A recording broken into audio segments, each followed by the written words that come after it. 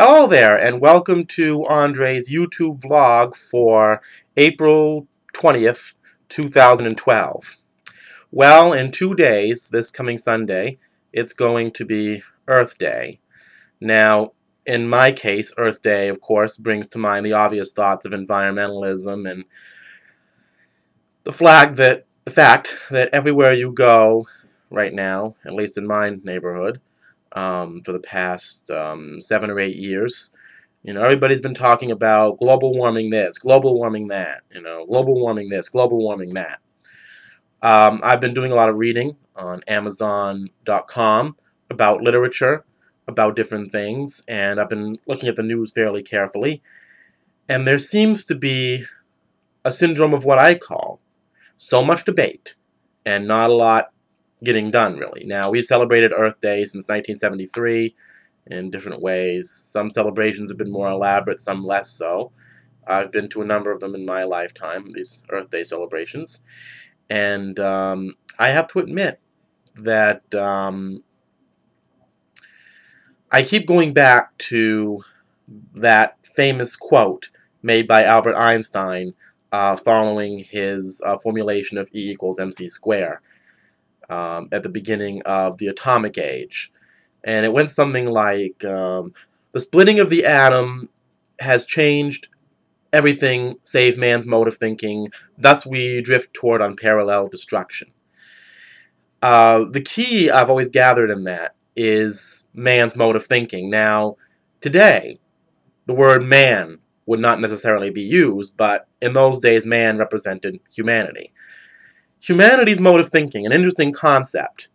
We have lived, at least my lifetime and the lifetime before, in a world where a large majority of our financial resources have been poured out to develop new ways to destroy one another. What kind of thinking is that? I mean, I know no one ever said that the human race was logical, but my goodness, it's really overwhelming.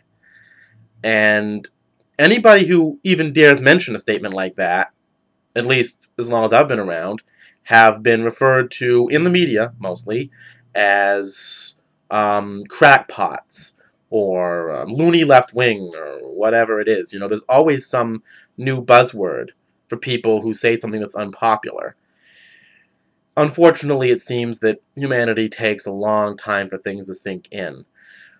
But that's not really what I'm concerned about. That's just something I'm sure a lot of people know.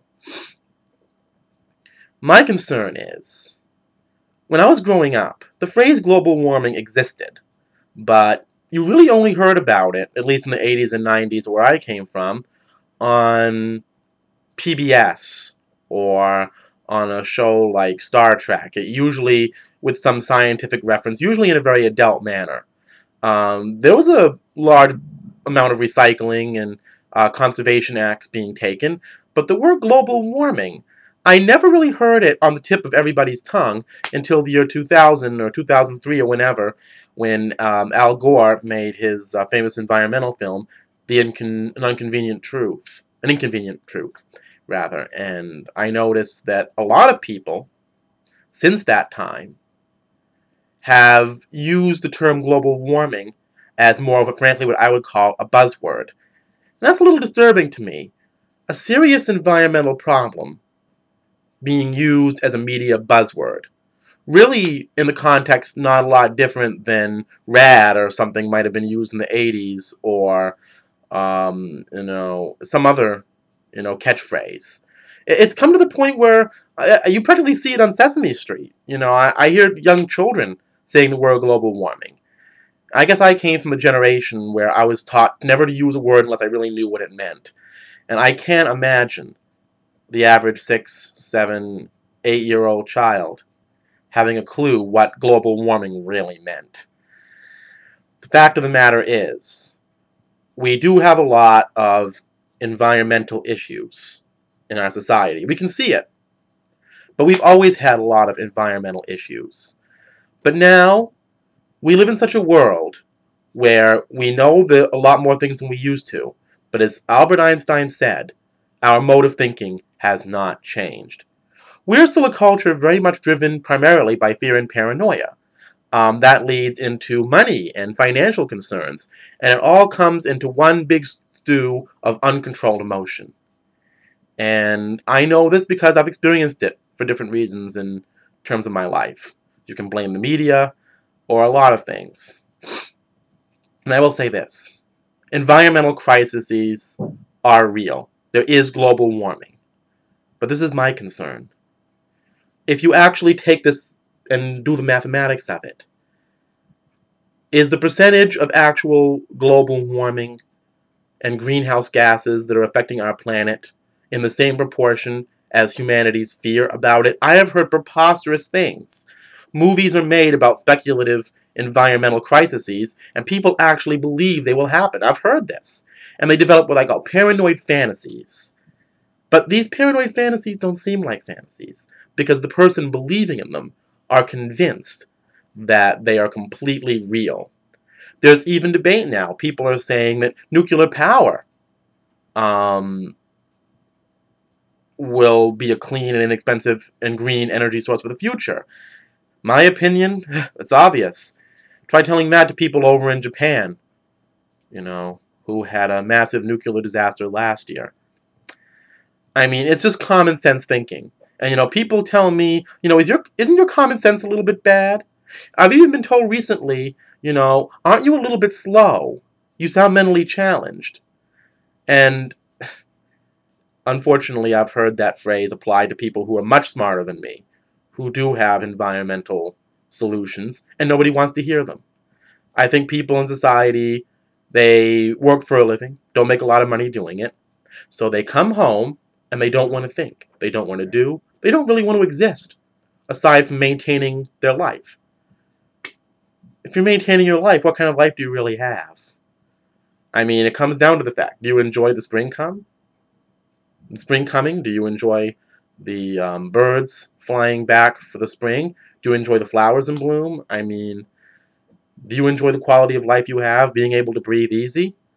These are the questions I think that we have to ask ourselves about the environment. And not only that, somebody out there has to start changing that mode of thinking that Einstein talked about. Because if we go on the road we continue going on now, we'll wonder why so much has happened.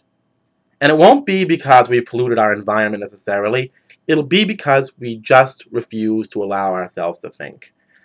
I know that I, along with many other people, have been preaching this, and more than likely only 1 out of 2 people are going to listen. But hey, you got to put it out there.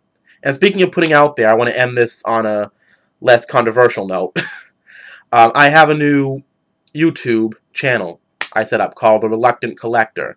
In the past week, since I've actually put it up, I've only gotten 2 subscriptions. And that being, again, on the recommendation of a friend. Now, I would like all of the people who are involved with me on YouTube to please subscribe to that channel. It has to do, of course, with my collectors. So look on my YouTube channel. Look for the YouTube channel Reluctant Collector. That's my other channel for now. Please subscribe, watch the videos, comment, enjoy. But keep to this channel too. I plan to develop more channels in the future when I can set them up. But, I want to get my message out there. I feel that, I've had a lot of experiences, a rather unique life, and I've kept it rather hidden. I'm not saying I'm better than anybody else, definitely not. But I think I have a story to tell, and I want to try to tell it. And this today is my story about the environment. Talk to you later, and remember, subscribe to my channel. Be safe and respect the planet.